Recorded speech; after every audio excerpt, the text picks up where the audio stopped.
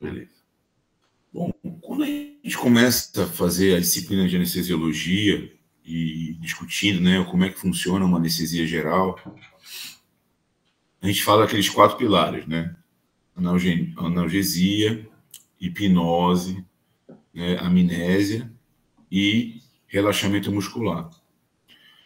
E o relaxamento muscular, ele tem uma classe de drogas muito especiais, que é os bloqueadores neuromusculares, né? Que são muito utilizados hoje em dia, há muitos anos já são utilizados, e também são muito importantes para a gente fazer uma anestesia de boa qualidade.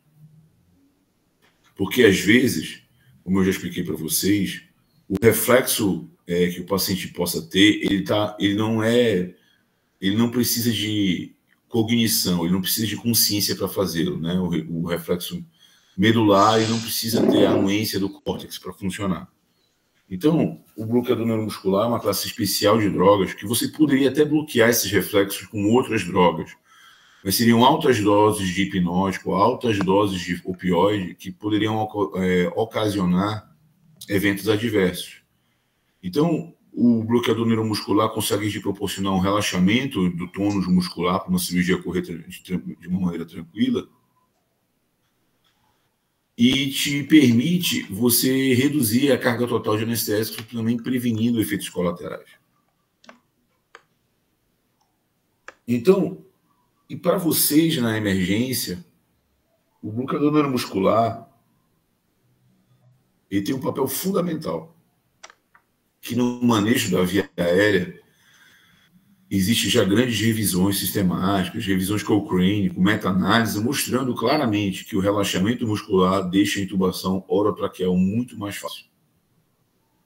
E para ser muito sincero, eu acho que eu não me lembro quando foi que eu intubei alguém sem relaxar, sem usar um relaxante, né, um bloqueador neuromuscular. Eu não me lembro a última vez que eu intubei sem ter utilizado. Isso é muito importante. E isso é um paradigma, né? Eu acho que o Covid nos ensinou muita coisa, né? E o Covid, como não foi necessário que as pessoas ficassem expert em intubação, meio que deixou esse conceito muito claro, né? A própria Ministério da Saúde fez recomendações de como deveria ser intubado pacientes graves e ele colocou o bloqueador muscular como um passo muito importante. Mas antes do Covid, antes de 2020, existia uma preocupação entre os emergencistas de dizer o seguinte: eu vou tentar intubar. Mas se eu não conseguir, o que acontece com o meu paciente que vai estar relaxado? Ele vai parar de respirar, porque eu vou paralisar todas as musculaturas estriadas, né? E eu não vou conseguir ventilá-lo, porque ele não vai conseguir respirar sozinho.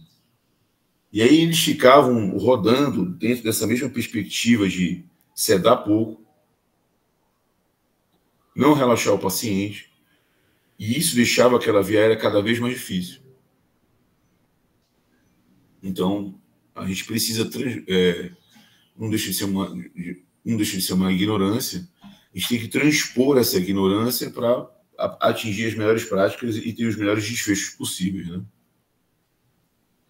Uma outra questão também que é muito importante é que, além do manejo da via aérea, o relaxamento muscular ele permite o avanço das próprias técnicas cirúrgicas.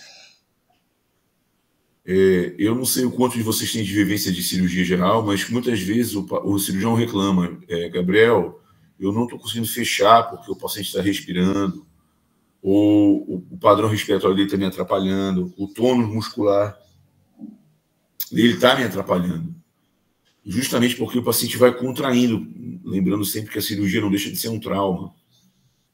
Então, essas contrações dificultam. E em cirurgias muito invasivas, com técnicas muito avançadas, como videolaparoscopia, e as próprias cirurgias robóticas, né, que já estão chegando de uma maneira mais corriqueira no Brasil, o relaxamento muscular é parte fundamental da técnica. Justamente porque a gente não pode permitir que contrações descoordenadas, no momento de uma cirurgia muito invasiva, muito delicada, possam trazer um evento adverso muito grave, né? Uma contração abdominal num momento muito nobre da cirurgia, né?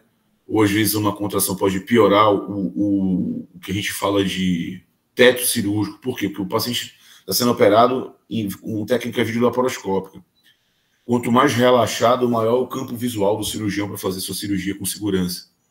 Se o paciente estiver pouco relaxado e estiver fazendo contração, ele vai querer lutar contra a expansão das cavidades pelo gás carbônico, que é assim que a gente aumenta as cavidades videolaparoscópicas, e atrapalha muito o cirurgião a visualização das estruturas.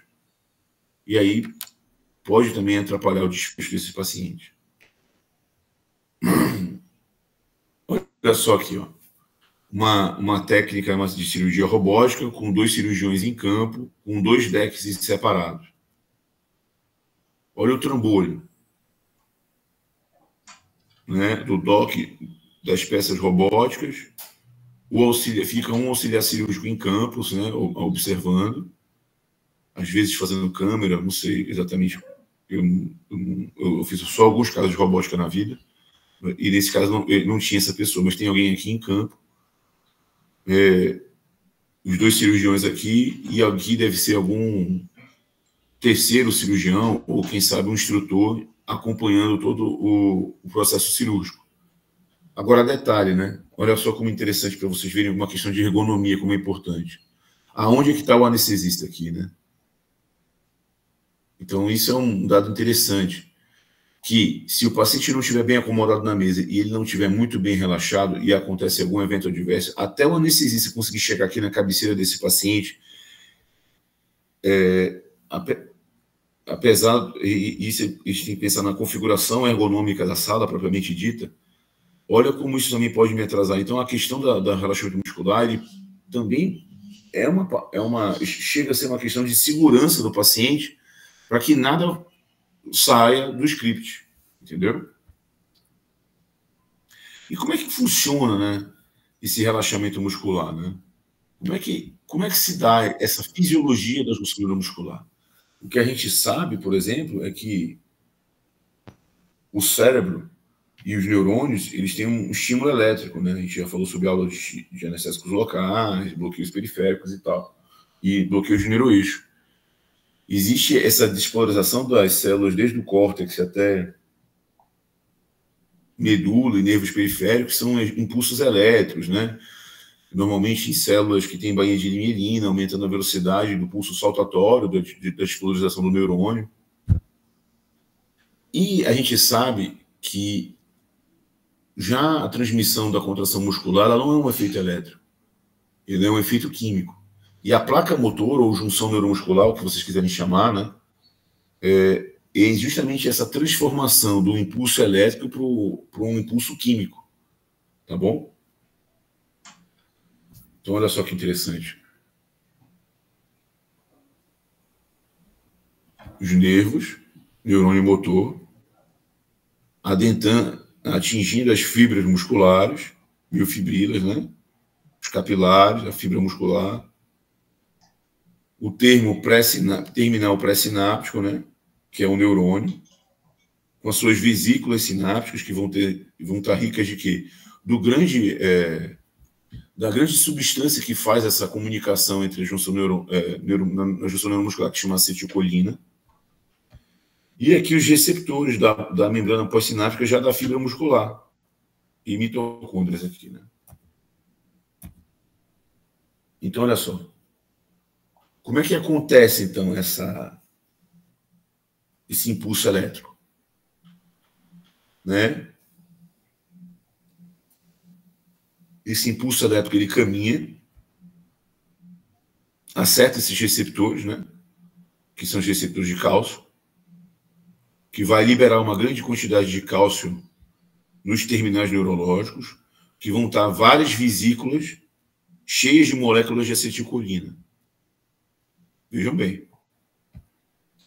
Quando entra em contato o cálcio, essas vesículas são encaminhadas para o término da junção da fenda pré-sináptica e despejam uma grande quantidade de acetilcolina na fenda neuromuscular. E essa acetilcolina vai ligar nesses receptores de acetilcolina, causando um influxo de cálcio que vai estar associado à contração muscular propriamente dita.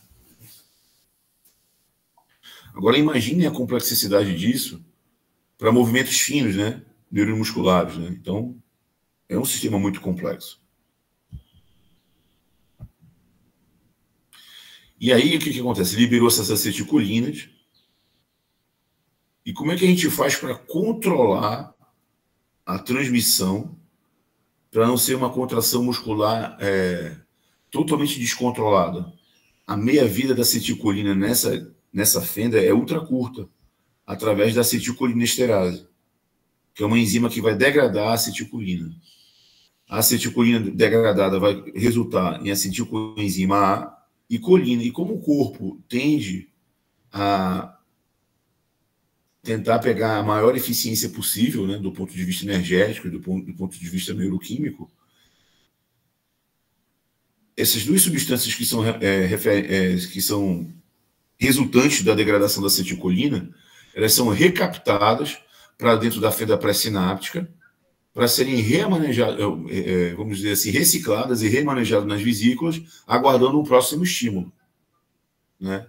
Deixando isso aqui muito mais eficaz e com custo metabólico menor, né? Do que imagine que toda a acetilcolina tivesse que ser produzida sem a recaptação, ia ser um gasto energético muito grande. Ó, 50% dela vem das dietas da síntese do fígado e 50% da colina existente é degradada pela acetilcolina, ou seja, 50% é produzido e 50% é reaproveitado. E a acetilcoenzima A provém das mitocôndrias, né? Vocês vão lembrar disso, né? Da cadeia respiratória, não é isso? Do ciclo de Krebs da cadeia respiratória e a formação da acetilcolina. A acetilcolinesterase é aquela enzima que eu falei que fica na fenda sináptica, que vai ficar dando continuidade, degradando a acetilcolina, formando colina acetada para ser reabsorvidos. Então, os receptores pré-sinápticos que ficam na fenda no neurônio distal, ele tem como obrigação manter um certo número de vesículas prontas para responder rapidamente ao estímulo de contração quando for necessário. Existe um feedback positivo, né? E é aqui em que os bloqueios neuromusculares conseguem também bloquear.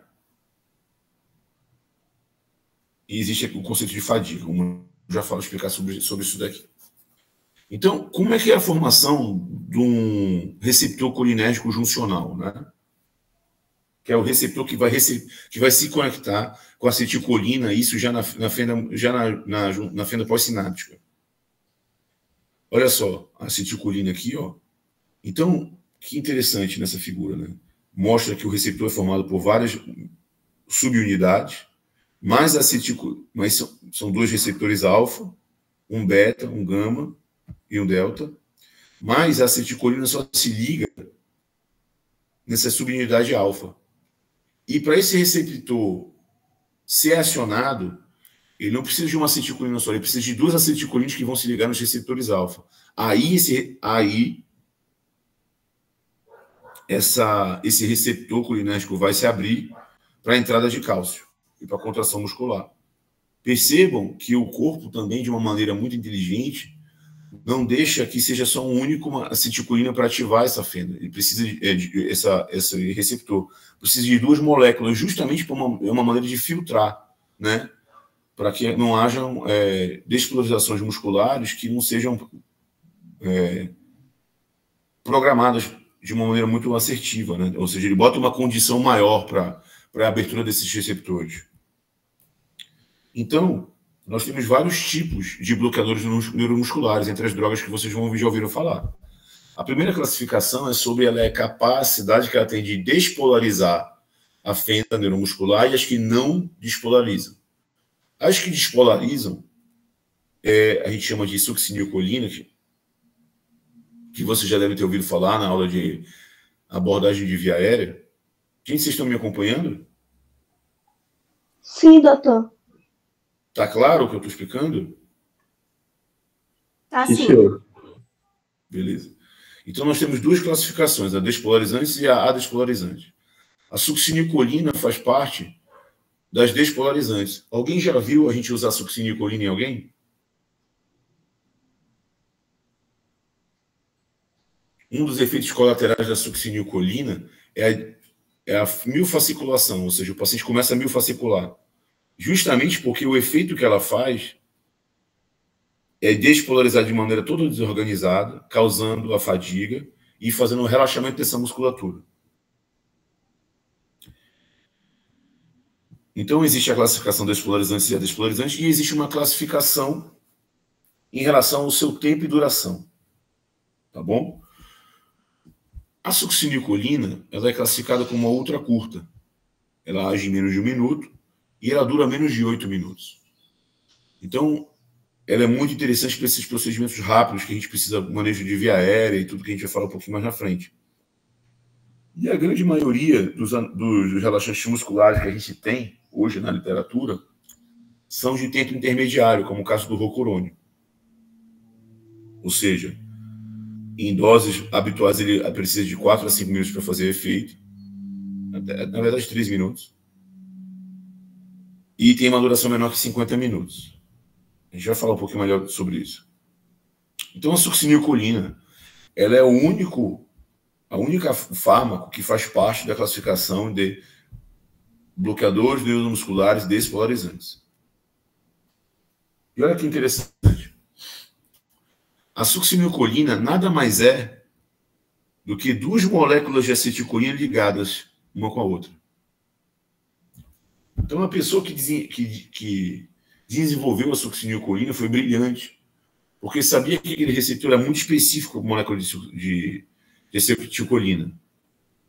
Então, o que ele fez? Eu vou ligar 2 moléculas de acetilcolina e ela vai ser capaz de se ligar e despolarizar essa célula de uma maneira muito peculiar, claro. Não é a mesma ligação que a acetilcolina, mas vai despolarizar essa célula. E todas as outras drogas, atracúrio, cisatracúrio, rocurônio, pancurônio, mivicúrio, todas as outras drogas, elas entram na classificação de bloqueadores neuromusculares adespolarizantes, ou seja, elas não despolarizam o receptor. E por que é importante? Porque aqui o efeito do bloqueador neuromuscular despolarizante, ele faz o seu bloqueio neuromuscular impedindo que a acetilcolina consiga se ligar, porque ele vem aqui, se liga nesses receptores, ocupando esse espaço desse receptor e impede que a acetilcolina entre em contato. Então, aqui o bloqueio é aquele bloqueio da farmacologia, né, um antagonista competitivo que a gente já lembra da farmacologia. Né? Ele vai lá, ocupa o receptor, não despolariza, o receptor não funciona, mas ele está ligado àquela molécula, e a acetilcolina não consegue entrar aqui, então essa musculatura fica toda relaxada, justamente porque não tem estímulo. Percebam a diferença? Estão acompanhando, gente? Sim, doutor. Beleza. Então, a succinilcolina ela é uma medicação muito potente, que é feita intravenosa. A dose é 1 miligrama por quilo. Com essa dose você consegue relaxar muito facilmente qualquer paciente. E olha só, para o manejo da via aérea, na intubação de sequência rápida, ela é muito interessante, porque ela age em 60 segundos. Mostrando por que ela é tão utilizada no manejo da via aérea no mundo afora. E o que é legal, a duração dela é de 8 a 10 minutos. Então, o paciente melhora clinicamente, né, em 10 minutos. Ou seja, dá tempo, se você seguir todos aqueles passos de manejo da via aérea, com pré-oxigenação, né, todo o material, você consegue em 10 minutos definir se você vai conseguir entubar um paciente ou não. E caso você não consiga, em 10 minutos está revertido o bloqueio neuromuscular. E como é que acontece? Como é que acontece a degradação dessa droga para ela durar tão pouco tempo? Se ela é duas moléculas de acetilcolina ligadas uma à outra, a pseudocolinesterase que existe dentro da fenda sináptica, assim como a acetilcolinesterase, ela é responsável pela degradação da droga. Por isso que a gente tem uma previsibilidade de fim muito interessante, porque ela não depende de nenhum órgão-alvo para ser metabolizada. Então, o uso prático que a gente utiliza é a intubação anatraqueal de sequência rápida, e também é uma droga muito interessante quando o paciente está fazendo uma insuficiência respiratória por laringoespasmo. E acontece muito com crianças, né? Acontece muito com crianças esse laringoespasmo. E é um efeito meio catastrófico. Você não consegue ventilar porque a laringe da criança fecha. E o tratamento é o uso da succinilcolina para poder ter esse relaxamento da laringe, tá bom? Então, vamos lá. Existem alguns efeitos adversos importantes, como o aumento da pressão intraocular, o aumento da PIC, tá? E o aumento do potássio, tá bom? Ou seja, uma dose habitual do uso da succinilcolina aumenta o potássio em até de 0,5 milimol por litro a 1 milimol. Tá bom?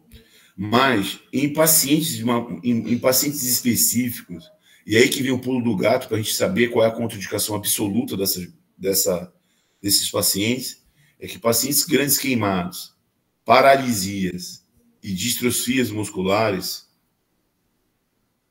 isso aqui, o uso da succinilcolina, esses pacientes, o que eles têm de patológico? Eles têm receptores que chamam receptores extrajuncionais de acetilcolina.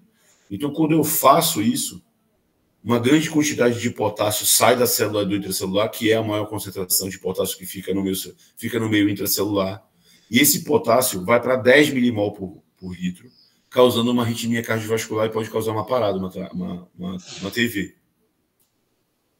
Por isso que é contraindicado succinilcolina em pacientes queimados, em paralisia de distrofias musculares. Queimados por mais de 24 horas, ou seja, não é aquele queimado sequelado que foi queimado há 6 meses atrás. Não.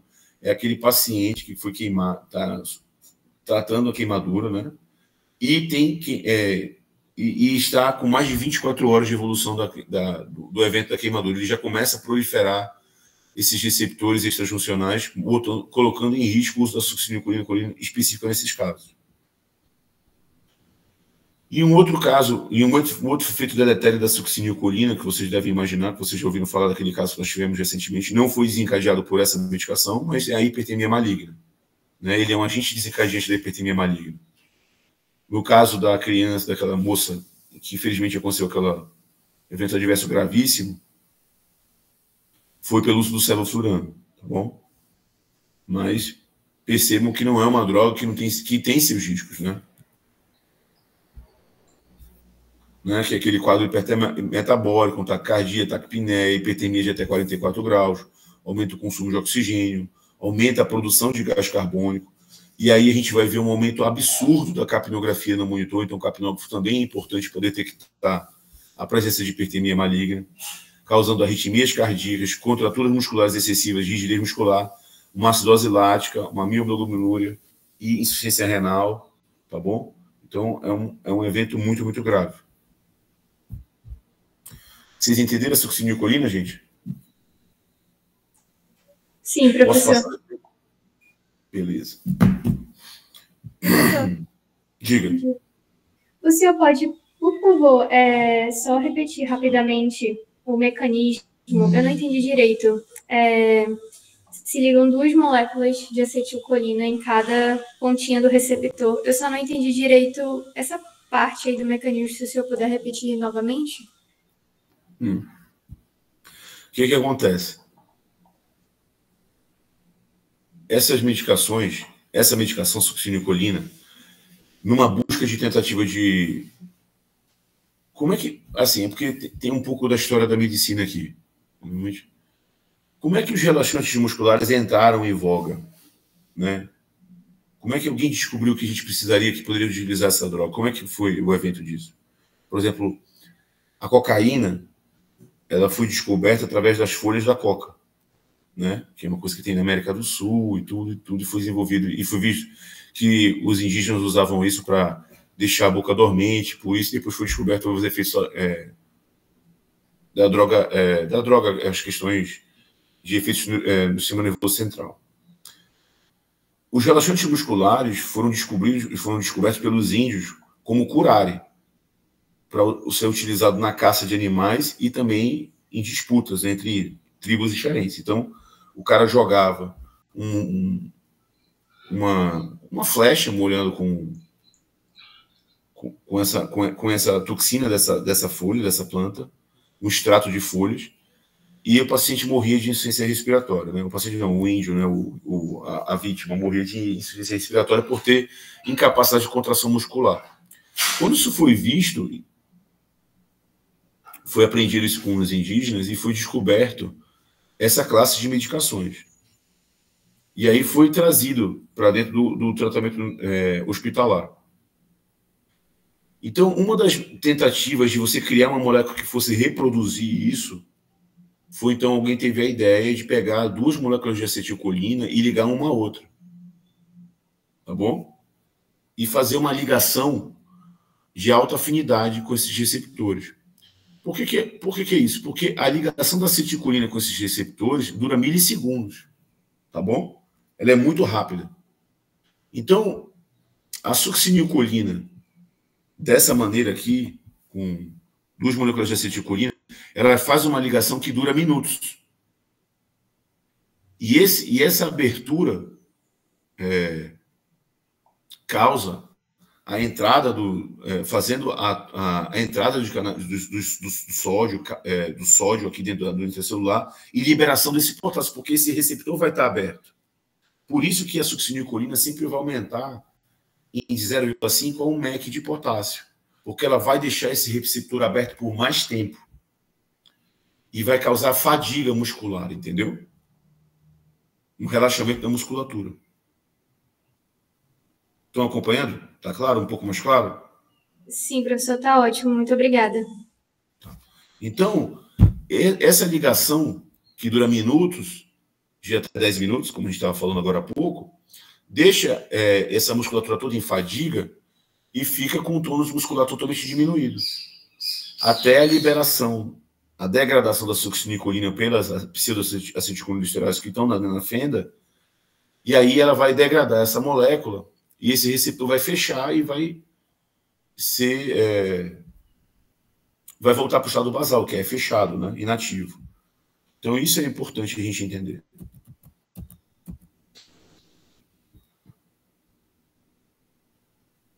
Então, entrando agora na classificação dos receptores adespolarizantes, eles são antagonistas competitivos dos receptores de acetilcolina na parte neuromuscular, que é a fenda nicotínica pós-sináptica. E uma coisa que é importante é que, para ela fazer efeito, ela precisa ocupar 90% dos receptores pós-sinápticos.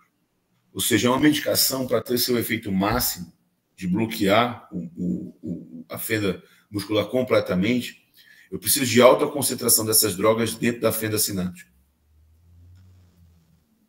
Mas ela também tem alguns efeitos nos receptores pré-sinápticos, tá? Mas não é o mais importante. E aí existem 2 classificações. Benzil-lisoquinolínicos, que são o atracúrio, que é uma mistura racêmica de 10 isômeros que tem efeito no bloqueio neuromuscular, que tem um início de ação de até 3 minutos e uma duração intermediária que é até 50 minutos. Bom, foi uma droga muito utilizada, nós ainda temos muito, eu ainda uso hoje em dia em alguns casos específicos, mas depois eu vou explicar por que a gente não parou de usar. Por que o atracúrio é muito inteligente? Porque é uma medicação que ela é degradada pela via Hoffmann, através do pH e temperatura, e também da hidrólise das esterases plasmáticas. Ou seja, as próprias enzimas que existem dentro do plasma sanguíneo são responsáveis em degradar o atracúrio. Então, mais uma vez, ela não depende de um órgão-alvo. Tá? Então, o paciente tem uma insuficiência orgânica, uma insuficiência hepática, uma insuficiência renal, não altera o uso do atracuro nesses pacientes. Então, foi uma droga muito utilizada na medicina na década de 70, 80, 90. E 2000 também. Então, é uma droga barata, já há muito tempo utilizada, relativamente segura, né? O evento adverso mais comum que pode acontecer com o atracúrio é a liberação de histamina, então ela pode estar associada a quadros alérgicos, né? Que simulam um quadro alérgico, e pode também causar anafilaxia, né? Mas a liberação da histamina acontece sempre, mas esses efeitos deletérios mais graves são muito raros. Então, foi uma droga que a gente utilizou muito. E como eu falei, o atracúrio é uma mistura racêmica de 10 isômeros, e todos eles têm um papel de bloquear e ter o seu efeito. Então, foi buscado então um isômero que não liberasse histamina.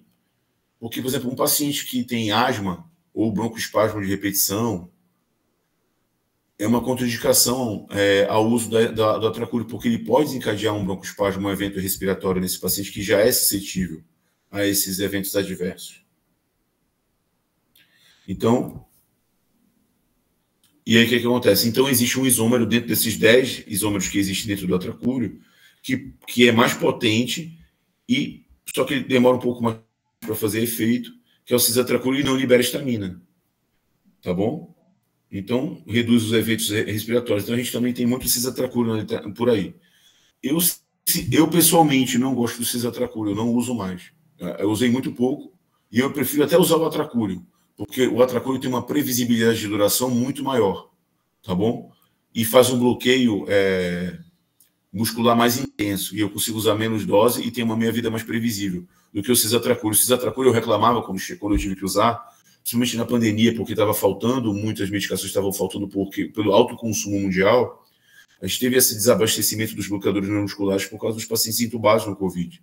E o cisatracúrio, eu tinha uma dificuldade de fazer um bloqueio muscular profundo, porque ele não consegue fazer, e a meia-vida dele era muito longa. Então, eu não tinha a potência da droga que eu gostaria, e a meia-vida também não era muito legal, me atrapalhava na intubação desses pacientes. E aí veio, de repente, uma outra classificação, que são os aminoesteroides. O mais importante deles, o mais famoso deles é o pancurônio, né? Só que a gente não usa mais porque a meia-vida dele era muito longa. Às vezes, alguns pacientes tinham TI que precisam ficar entubados por muitos dias, usam pancurônio, mas está sendo muito pouco produzido no Brasil, tá bom? Já porque o uso está sendo muito menor. E aí a grande medicação, que é a grande medicação dessa classe para nós anestesistas e para vocês que serão emergencistas por aí, é o rocurônio. Porque o rocurônio tem uma estrutura semelhante ao pancurônio e ao vecurônio, só que tem um início de ação mais curto. E se você usa uma dose habitual de 0,6 miligramas por quilo, tá? 0,6 miligramas por quilo, ele tem um efeito em até 3 minutos e vai ter aquele efeito intermediário de menos de 50 minutos na classificação de tempo. Só que se você dobrar a dose de 1 a 1,2 miligramas por quilo, você dobra a dose, ele vai ter um início de ação parecido com a succinilcolina, de 1 minuto. Estão entendendo? Gente, perdi vocês aí, não? Não, Beleza, então se eu dobro a dose, eu consigo usar o rocurônio na emergência com segurança, porque é uma droga muito segura e ela vai agir dentro de 1 minuto, que é muito importante para mim na emergência. Só que todas essas medicações dessa classificação, aminoesteroides, elas dependem de excreção renal, na bile e nas fezes, e a metabolização dela é hepática. E quando eu dependo de um órgão específico para fazer essa degradação, a meia-vida é mais longa, porque existem outros contextos hepáticos que vão definir o tempo de metabolização. Ou seja, a capacidade enzimática desse fígado para esse tipo de droga ela é limitada. Então, eu tenho um tempo e fluxo hepático dependente. Então, ela tem uma meia-vida previsível? Ela tem, mas ela tem uma vida muito duradoura.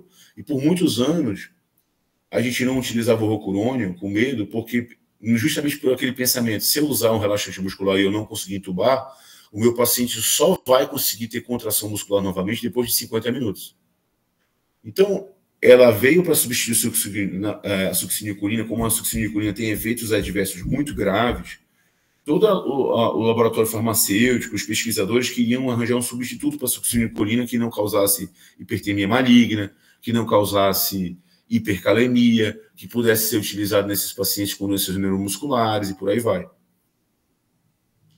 Então, geralmente, os efeitos deletéreos de uma droga fazem um impulso, né, de pesquisa para buscar um substituto. E foi assim que nasceu o rocurônio. Só que, como o rocurônio tem essa meia-vida muito maior que a succinilcolina menos de 10 minutos, e o rocurônio, quando você dobra a dose, passa de 1 hora de efeito, ele não era muito bem aceito, as pessoas tinham muito receio de utilizá-los, né? Principalmente quem não era experiente em manejo da via aérea. Então, olha só. A fenda pré-sináptica, desculpa, a membrana pré-sináptica, as enzimas de acetilcolina, a fenda, o rocurônio ocupando 90% dos receptores. Quando essa fenda era estimulada, liberava acetilcolina para cá, ela não consegue se ligar nesses receptores porque o rocurônio está ligado a elas. Tá vendo? E aí vem a reversão. Bom, se eu vou bloquear essa placa motora, se eu preciso bloquear essa placa motora, né? E como é que será que existe alguma maneira de eu reverter esse bloqueio, se isso me chega, se isso é possível, né, no final de uma cirurgia, para garantir que vai ter uma boa função neuromuscular, respiratória, manejo de via aérea? Será que eu consigo ter uma medicação de reversão, uma reversão específica ou inespecífica? Então, até recentemente não, até os últimos 20 anos, nós não tínhamos reversores específicos da droga. Nós tínhamos receptores inespecíficos.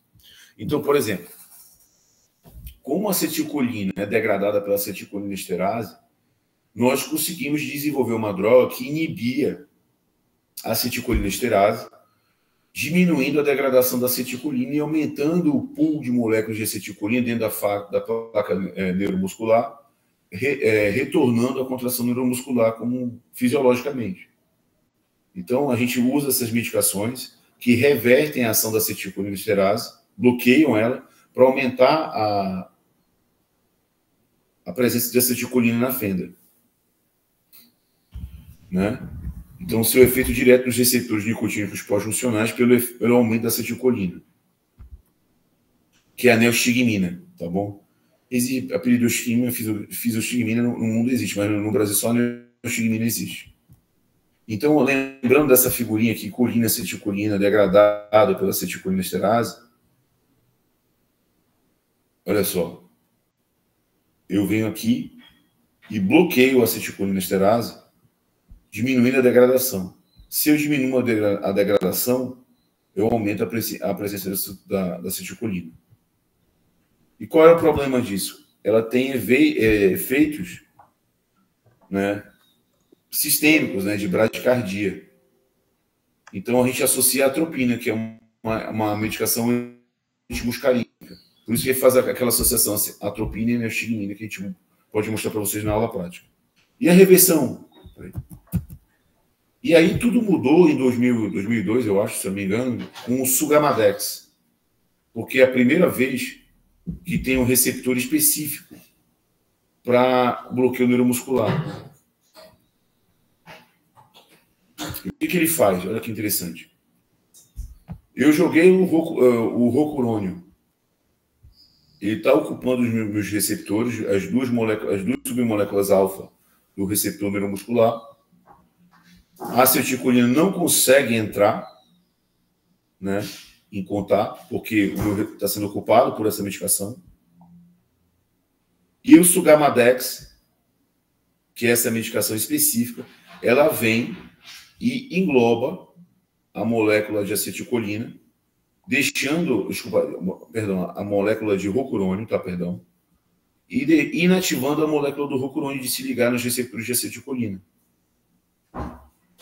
Percebam como é uma ciclodestrina.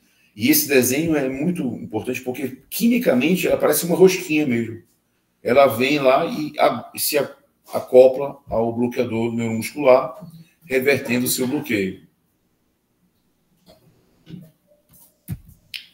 É isso, gente. Alguma dúvida? Não. Tudo certo, doutor. Esse assunto é um pouco mais difícil, né? Porque são medicações que vocês não têm muito costume. Mas é interessante pensar neles como aliados de vocês, né? No manejo do bloqueador muscular específico no manejo da via aérea, entendeu? É muito importante compreender isso aqui, porque é uma boa ferramenta para vocês, tá bom? Gente, hoje eu estou no Francisca Mendes, né? Como vocês sabem, vocês são bem-vindos. Hoje à noite